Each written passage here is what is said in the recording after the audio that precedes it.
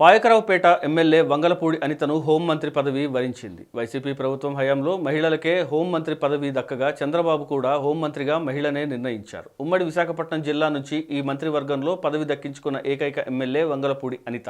ఉమ్మడి విశాఖ జిల్లాలో ఎంతో మంది సీనియర్ నేతలు ఉన్నప్పటికీ పార్టీ పట్ల ఆమె చూపిన విధేయతకు మంత్రి పదవిని కేటాయించిన చంద్రబాబు ఈసారి ఏకంగా హోంమంత్రిని చేశారు. ఈ ఎన్నికల్లో టీడీపీ పాయకరావుపేట నుంచి మరోసారి వంగలపూడి అనితకు అవకాశం ఇచ్చింది.